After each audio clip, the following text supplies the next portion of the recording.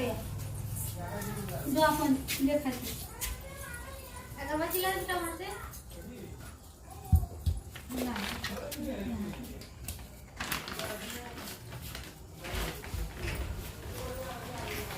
अरुण तुम बढ़ोगे बेटा आरती वहां पे क्या हमारा नया वही जो भी देगा अरे कहिए देवे ना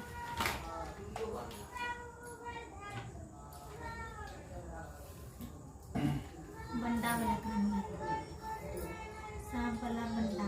सुहागिन माता बहनों का यह एक प्रमुख व्रत है जो वर्ष में उनके लिए एक विशेष त्योहार की भांति आता है। गरीब अमीर सभी जाति वर्ग और हर आयु की नववधू से लेकर वृद्धा सदवाह यह व्रत करके अपने अपने पत्नियों के अच्छे स्वास्थ्य और दीर्घायु की कामना करती है। इस व्रत उपवास में फलाहार नहीं लिया जाता। निर्जला व्रत रखकर रात्रि में चंद्रोदय होने पर चंद्र दर्शन कर अर्घ्य देने और पूजा करने के बाद पूरी पकवानों से व्रत का पालन किया जाता है। इस दिन चंद्रमा के उदय होने की अत्यंत उत्कृष्टता से प्रतीक्षा की जाती है जो इस दिन विलंब से उदय होता है। इस व्रत में धातु या मिट्टी के कड़वे से उदय होने पर चंद्र को अर्घ्य दिया जाता है। चीनी खार के कड़वा विशेष रूप से इन दिनों बाजार में बने मिलते हैं। ये खार के बने कड़वा किसी धातु के बने कड़वा के साथ बहुओं के पीहर से ससुराल में मिठाई फल वस्त्र आदि के साथ भेजे जाते हैं, इसलिए इस व्रत का नाम करवा चौथ कहा जाता है। यह व्रत कार्तिक मास में कृष्ण पक्ष की चतुर्थी को परंपरागत ढंग से प्रायः साधु स्त्रियों द्वारा किया जाता है। कहानी में पढ़ना चाहूँगा विधि विधि क्या पढ़ रही है कहानी पढ़ रही थी यहाँ से एक साहूकार के साथ बेटे और एक बेटी थी। सातों भाई तथा बहन नित्य एक साथ प्रेम से भोजन किया करते थे। बहन का विवाह होने के बाद भाई भोजन करते समय बहन की याद करते और फिर अनमने से भोजन किया करते। जब कार्तिक से पहले बेटी विदा होकर घर आई तो घर में खुशी छा गई और बहन भाई फिर मिल बैठकर भोजन करने लगे। कार्तिक के पक्ष में करवा चौथ का व्रत किया जाता है। घर में लड़कों की बहुएं और माँ और बहन सभी ने व्रत रखा था। शाम को सातों भाई भोजन करने बैठे तो उन्होंने बहन को भोजन करने के लिए कहा। बहन बोली आज वह तो चंद्रमा निकलने पर ही अर्घ्य देकर भोजन करेगी। चार भाई चुप होकर भोजन करने को तैयार हो गए, पर सबसे छोटा भाई बहन से बहुत प्यार करता था। उसने सोचा कि बहन चंद्र के निकलने तक कैसे भूखा रह सकेगी। उसने भाइयों से सलाह करके वृक्ष के सहारे सीढ़ी लगाई और चलनी के पीछे दीपक रखकर उसको प्रकाश चंद्रमा बता दिया और भोली बहन को अर्घ्य देने को कहा। भाइयों ने इस तरह बहन से अर्घ्य दिलाकर भोजन करने को कहा। बहन ने अपनी भाभियों से भी भोजन करने को कहा, किंतु उन्होंने भाइयों के द्वारा छल किया जाना बताकर ननद को भी भोजन करने को मना किया। फिर भी भोली बहन ने भाइयों के बहकावे में आकर भोजन कर लिया। बहन जब भोजन करने बैठी तो पहले गिलास में बाल निकला, दूसरा और मुंह तक पहुँचने पर कुत्ते ने कान फटाई। इस तरह दो अपशगुनों के बाद भी बहन ने भाइयों के साथ कुछ भोजन कर लिया, लेकिन तभी उसकी ससुराल से उसके पति की तबीयत खराब होने की खबर आ गई। वह छोटे भाई को लेकर जब तक ससुराल पहुंची तब तक पति की मृत्यु हो चुकी थी। वहाँ उसकी मौत पर भारी कोहराम मचा हुआ था। माँ ने अपनी लड़की को ससुराल भेजते समय समझाया था कि जब वह पति के गांव पहुंचे तो घर जाते समय रास्ते में जो भी बड़े व्यक्ति और स्त्रियां मिले उनके पाँव छूती जाना और आशीर्वाद प्राप्त करना। उसने ऐसा ही किया। जब वह पति के घर पहुंची तो वहाँ का हाल देखकर वह हतप्रभा हो गई। मुख से एक बार चीख निकली और फिर वह गुमसुम की एक और बैठ गई। उसकी सास ने उसे धरती पर पड़े पति के पास ला बिठाया। कुछ देर पीछे वह जोर जोर से डकारने लगी और बोली, हाय भूल से व्रत को भंग कर दिया है गणेश जी महाराज, आप मुझे क्षमा कर दो, मेरा अपराध आप ही क्षमा करोगे। इस तरह वह कहती और जोर जोर से रोती जाती थी। तभी शंकर पार्वती उधर से निकले। पार्वती जी ने हाल जानकर कहा, है स्वामी यह तो बहुत कम उम्र में ही विधवा हो रही है, यह अपना शेष जीवन कैसे काटेगी। प्रभु आप कुछ कीजिए। शंकर भगवान बोले, प्रिय आपका कहना सही है, किंतु यह अपराध तो गणेश जी के प्रति हुआ है, वही इसे संभालेंगे। उन्होंने गणेश जी से उससे सुहागिन बने रहने के लिए कुछ करने को कहा। तब गणेश जी ने खंडन करने की उसकी भूल को क्षमा कर दिया और कहा कि वह अब अगली करवा चौथ का व्रत करने में भूल न करे। तब उसका पति राम राम कहकर उठ बैठा और बोला, मैं तो आज बहुत सोया हूँ। घर में आनंद छा गया। बहू ने वर्ष के सभी चौथ माता के व्रत किए। सभी चौथ माताओं ने कार्तिक की सबसे बड़ी करवा चौथ का व्रत करके अखंड सौभाग्य पाने की बात कही। तब उसने कार्तिक आने पर करवा चौथ का व्रत विधि पूर्वक पूर्ण किया और अपने पति सहित सुख से रहने लगी। अब वह प्रतिवर्ष करवा चौथ का व्रत हंसी खुशी किया करती। हे करवा चौथ माता, आपने जिस तरह साहूकार की बेटी को व्रत करने पर उसके पति को दीर्घायु प्रदान कर उसे सौभाग्य दिया, उसी तरह प्रसन्न होकर सभी व्रत कर इस कथा को पढ़ने सुनने वाली देवियों को भी उत्तम और अखंड सौभाग्य प्रदान करना। प्राचीन समय में एक पतिव्रता स्त्री थी, उसका नाम करवा था। वह अपने पति की सेवा करने में कोई कमी नहीं छोड़ती थी। एक कार्तिक कृष्ण पक्ष की चतुर्थी के दिन उसका पति जब नदी में स्नान कर रहा था तो एक मगरमच्छ उसका पैर पकड़कर नदी में ले जाने लगा। तब पति जोर जोर से करवा कर अपनी पत्नी को मदद के लिए पुकारने लगा। पत्नी ने यह सब देखा तो उसने अपनी साड़ी से एक सूत खींचकर मगर की ओर फेंक दिया। वह सूत के धागों से बांधकर पति को आगे नहीं ले जा सका। करवा ने फिर धर्मराज को पुकारा। इस पतिव्रता की पुकार पर धर्मराज वहाँ उपस्थित हुए और बोले, हे पतिव्रते, कहो क्या चाहती है। करवा बोली, महाराज, आप धर्मराज कहते हो और यहाँ अधर्म हो रहा है। देखो, मेरा पति नदी स्नान कर रहा था तो इस मगरमच्छ ने उन्होंने पकड़ लिया है। आप उसे मारकर मेरे पति को बचाए। यमराज बोले, हे पुत्री, मगरमच्छ की आयु अभी मरने की नहीं हुई है, अभी इसकी आयु से इसलिए मैं इसको मृत्यु नहीं दे सकता। करवा बोली, भगवान, आप धर्मराज हैं, आपका धर्म दुष्टों को दंड देने का है, फिर आप ऐसा क्यों नहीं करते। धर्मराज उसकी बात सुनकर मौन थे।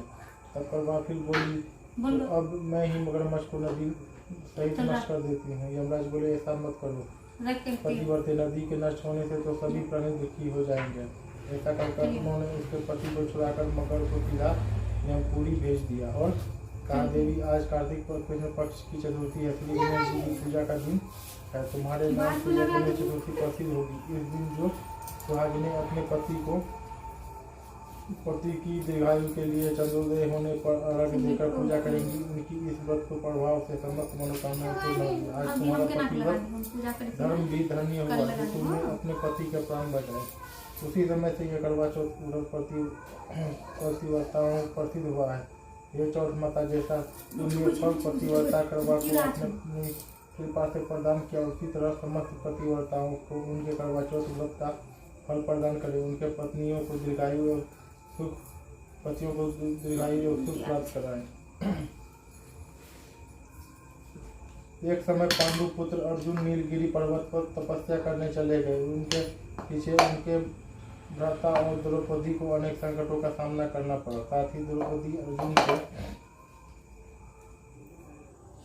विषय में चिंतित रहने लगी। एक दिन द्रौपदी ने भगवान श्री कृष्ण का स्मरण किया और उनके दर्शन देने पर उनको अपने संकटों के विषय में बताया। तब शोकाकुल सती द्रौपदी को धैर्य बांधते हुए श्री कृष्ण ने संकटों के निवारण हेतु एक प्राचीन कथा सुनाकर यह वीरतानुष्ठान करने का परामर्श दिया। उन्होंने द्रौपदी को बताया कि एक बार महिलाओं को कष्टों से दुखी देखकर पार्वती जी ने भोलेनाथ से कोई एक ऐसा व्रत बताने को कहा जो सुहागिन स्त्रियों को हर प्रकार से सुखी बनाए, उनके पतियों को दीर्घायु प्रदान करे, उन्हें सदा सुहागिन रखें। तब श्री शंकर जी ने उनको इस प्राचीन व्रत का वर्णन कर विवाहित स्त्रियों को हर प्रकार से सुख संपन्न रहने एवं उनके पत्नियों को दीर्घायु प्राप्त करने वाला बताया। उन्होंने कहा कि एक समय एक ब्राह्मण परिवार था जिसमें 4 पुत्रों के अलावा एक कन्या गुणवती थी। परिवार के सभी व्यक्ति धार्मिक थे और वर्ष के सभी व्रत पूजा किया करते थे। एक बार कार्तिक कृष्ण चतुर्थी को माँ बेटी तथा लड़कों की बहुओं ने करवा चौथ का व्रत रखा। सायंकाल तक व्रत पूजा की समस्त तैयारियां हो गई थी। चंद्रोदय होने की प्रतीक्षा हो रही थी। घर में पूरी पकवान बने थे। बेटी गुणवती को पकवानों की सुगंध ने उसकी भूख को जगा दिया। उसे भूखी और व्याकुल देख उसके दयालु भाइयों ने छल से भोजन कराने की सोच उन्होंने पीपल वृक्ष की आड़ में नकली चंद्रमा दिखाकर बहन गुणवती से अलग गिराया और उसे भोजन करा दिया। भोजन करने वह बैठी ही थी कि उसकी ससुराल से अचानक पति के ध्यान की खबर आ गई। वह चित्कार करती हुई अपनी ससुराल पहुंची तो वहाँ स्त्रियाँ तरह तरह की बात करने लगी। कोई बोली व्रत खंडिनी आ गई है, कोई कहती अपने पति को ब्याह होते ही चुड़ैल खा गई। एक तो पति मरने का उसे गहरा सदमा लगा था, दूसरे स्त्रियों की ऐसी तीखी बातों से उसका बिहार हो गया कि वह धरती पर पछाड़ खाकर रोने लगी। हाय मैं सचमुच ही राक्षसी हूँ, मैंने अपने पति को खाया है। सचमुच ही राक्षसी हूँ, मैंने अपने पति को खाया।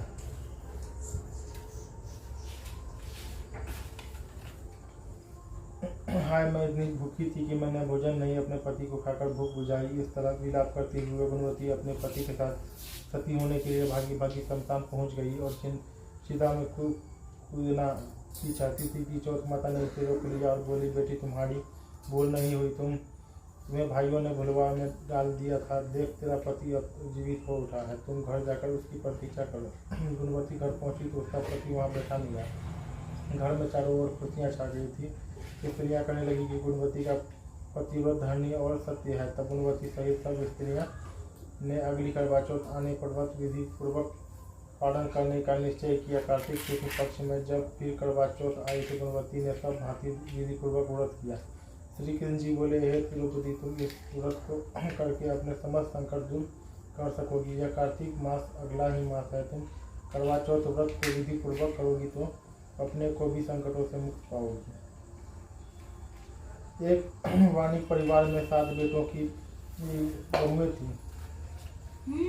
6 बहुओं के पीहर वाले बहुत धनी थे और भरे पूरे परिवार के थे। छोटी 7वीं बहू के परिवार में कोई भाई बहन और नहीं था तथा वह बहुत गरीब भी थे। इसी कारण 6 बहुओं के पीहर से बहुत सा दान दे गया था और उसके पश्चात भी उसके भाई जब तक साथ समान मिलाते रहते थे। इस तरह परिवार में उन 6 बहुओं का बड़ा मान सम्मान था। छोटी बहू घर का सारा काम काज करती थी किंतु सभी इसकी बुराई करते थे।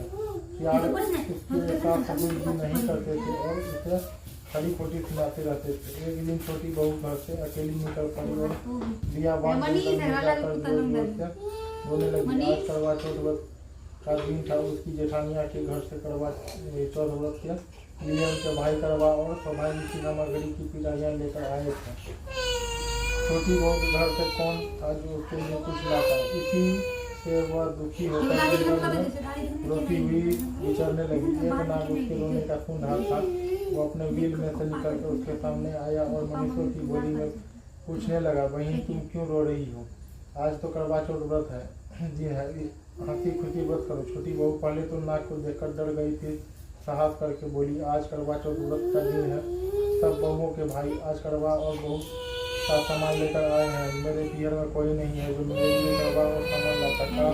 मेरा भी कोई भाई होता तो मेरे लिए करवा लाता। जब फिर नाग को दया आ गई और बोला, बेटी तुम अपने घर जाओ, शायद तुम्हारा कोई मुँह बोला भाई घर पर करवा लेकर आए। या सुन छोटी बहू घर पर संतोष के सब कामों में लग गई। कुछ देर बाद एक मनुष्य आया और छोटी बहू की सास से बोला, मैं तुम्हारी छोटी बहू का भाई हूँ। उसके बचपन में ही मैं बाहर जाकर रहने लगा था, अब घर आया हूँ। आज करवा चौथ है, मैं उसके लिए करवा और सुहाग पिटारा तथा कपड़ा लाया हूँ। सास ससुर और सभी बहुएं उसके लाए हुए बहुमूल्य सामान को आंखें फाड़ फाड़ कर देखने लगी। वाह, इतना सामान और इतना बेशकीमती। छोटी बहू ने प्रसन्न होकर अपने भाई का सत्कार किया और सास ससुर ने भी उसके प्रेम में से भोजन का आदि करवाई। विश्राम करने के को कहा। करवा चौथ का व्रत हंसी खुशी हो गया। अगले दिन छोटी बहू का भाई उसकी सास से बोला, माताजी मैं बहन को कुछ दिन घर लेकर जाकर रखूँगा, आप इसे मेरे साथ भेज दें। सास ने उसे प्रसन्नतापूर्वक उस भाई के साथ भेज दिया। वह मनुष्य रूप में नागों का राजा था। वह उसके ससुराल से अपने महल में लेकर आया और बोला, बहन तुम जितने दिन जा सको यहाँ हंसी खुशी रहो, अपनी इच्छा अनुसार खाओ पियो और सारे महल में मर्जी हो वहाँ घूमो, लेकिन यह ख्याल रखना कि सामने वाली नाद का ढक्कन उठाकर कुछ देखना नहीं। छोटी बहू भाई के महल में आराम से रह रही थी। एक दिन जब भाई कहीं गया था तो उसने नाद का ढक्कन उठाकर देखने का विचार किया। उसने सुने महल में नाद के ढक्कन को उठाया तो उसे उसमें नाग के बच्चे इधर उधर घूमते हुए मिले। जब उसे किसी के आने का आभास हुआ तो उसने जल्दी से उस ढक्कन को रख दिया। जल्दी में ढक्कन रखने से एक नाग के बच्चे की पूंछ पर ढक्कन पड़ गया और उसे कट गई। शाम को नाग भैया आया। बहन ने सच बात कहकर अपनी गलती मानते हुए भाई से क्षमा मांगी। नाग भैया ने उसे क्षमा कर दिया। वह पूछ कटा नाग बंडा नाम से बड़ा चिंता था। उसने एक दिन नागिन माँ से पूछा उसकी पूछ कैसे कटी। जब उसे मालूम हुआ कि उसकी बहन ने नाग का ढक्कन जल्दी में रख दिया था, उसे उसकी पूछ कट गई। बंडा बोला, मैं उसे बदला लूँगा, मैं कुछ नहीं जानता। माँ ने उसे समझाया कि यह गलती से हुआ था, जानकर तो नहीं किया था। बंडा बोला, यह मैं नहीं जानता, उससे जरूर बदला लूंगा। एक दिन बंडा अपनी बहन के घर चुपचाप पहुंचकर छिप गया। वह अवसर की ताक में उसे काट कर घायल करे। कमरे में जाकर वह बंडा छिपा था और छोटी बहू बैठी थी। वहीं उसकी सास आई और बातों ही बातों में उसने बहू से पूछा, बहू तुझे सबसे प्यारा भाई कौन लगता है? बहू ने तुरंत पसंद होकर कहा, माता जी मुझे तो बंडा भाई भैया सबसे प्यारा लगता है। बंडा यह बात सुन रहा था। वह सोचने लगा, मुझे धिक्कार है जो मैं अपनी बहन को जानबूझकर काटने आया हूँ। वह वहाँ से चुपचाप लौटने लगा। तभी उसे याद आया कि कल करवा चौथ का व्रत होने वाला है। उसने वहाँ से लौटकर करवा और अन्य ढेर सारा सामान इकट्ठा किया और अपनी बहन के घर लेकर पहुँच गया। बहन और उसकी सास ने उसका बहुत प्यार से स्वागत सत्कार किया। जब वह अपने घर पहुँचा तो माँ ने पूछा, क्या तुमने अपनी बहन से बदला ले लिया? बंडा बोला, माँ वह तो मुझे सबसे ज़्यादा प्यार करती है, इसी बहन से कोई बदला लिया जा सकता है क्या? अब तो बंडा अपनी बहन के घर हर करवा चौथ पर करवा और अन्य सामान लेकर जाने लगा। सब लोग भाई बहन के प्यार से बहुत खुश थे। हे करवा चौथ माता, तुमने छोटी बहू के जैसे दिन फेरे, उसी तरह अपने अन्य व्रत करने वाली माता बहनों के दुखों से दूर रखना और सुहागिनों के उनका सुहाग अच्छे कर उनके सब प्रकार से सुहागिनों से सुख संपत्ति प्रदान करना।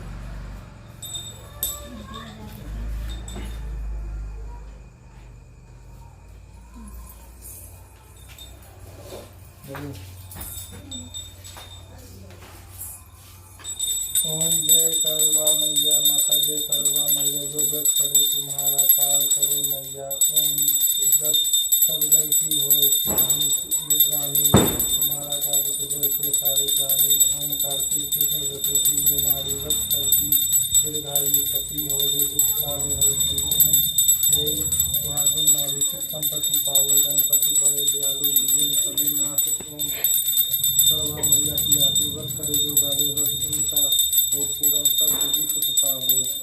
ओम जय करवा मैया। गणेश जी की पढ़ लीजिए। जय गणेश जय गणेश जय गणेश देवा, माता जैसी पार्वती पिता महादेवा। एक दंत चार भुजाधारी, मस्तक सिंदूर हो मुख की सवारी। अमीन तो आँख देख पूर्णी को पाया, बांधन के पूछे देख निर्धन को माया। पान करे फूल करे और करे मेवा, भगवान के भोग लगे संत करे सेवा। दीन खिला कथित वाली, कामना को पूरा करे जैसे बलिहारी।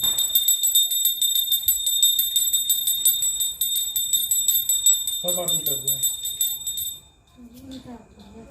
ओम जय जगदीश हरे, स्वामी जय जगदीश हरे। भक्ति जनों के संकट खंड दूर करे, जो जावे फल पावे। दुख मिटे मन का सुख, संपत्ति घर आवे। कष्ट मिटे तन का। ओम माता पिता तुम मेरे शरण गहु में चुहती, तुम बिना और न दीजा आप करूँ जीत की। तुम पूर्ण महात्मा तुम अंतर्यामी, ब्रह्मा परमेश्वर तुम सबके स्वामी। ओम तुम करुणा के सागर तुम पालन करता, मैं मूर्ख फल स्वामी कृपा करो भवता। तुम हो एक अगोचर सत्य का निश्चित विधि तुमको मैं तुमकी पूजा कर लेंगे मम्मी के मेरे करुणा हाथ बढ़ाओ पर तो विषय निकाल का फल देगा, श्रद्धा भक्ति बढ़ाओ पंथ की करे सेवा। जय शिव ओमकार हर, जय शिव ओमकार ब्रह्मा विष्णु सदा शिव अवधानी धारा। एकानंद चतुरानंद पंचानंद राजे हर्षनानंद गरुणासन वाहन साजे। जो भुज चालू चतुर्भुज दसभुज अति सो है, तीनों रूप निखरते त्रिभुवन जन में। अक्षमाला वनमाला मुंडल धारी, चंदन मृगमद सोहे भाग्य सुखारी। श्वेतांबर पीतांबर बारंबर अंगे संकाली, ब्राह्मण भूतादि के संगे कर के मध्य कमंडल चक्र त्रिशूल धरता। करता जग हरता जग पालन करता, ब्रह्मा विष्णु सदाशिव जनक।